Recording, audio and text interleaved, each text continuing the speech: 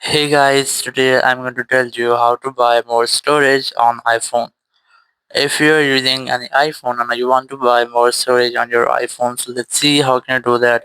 You have to simply go ahead to settings.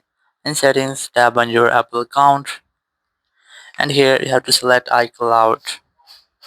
So simply select that option because there is no any way to get more storage of your phone. So you must have to select iCloud to get cloud storage for your phone or Apple account. From here, you must have to scroll down and you will get the upgrade to iCloud option. You must have to tap on it, and here you will get different plans. Here's a 50 GB, which is $0.99 per month, and here's a 200 GB, which is 2.99 per month. So you must have to select which one you want.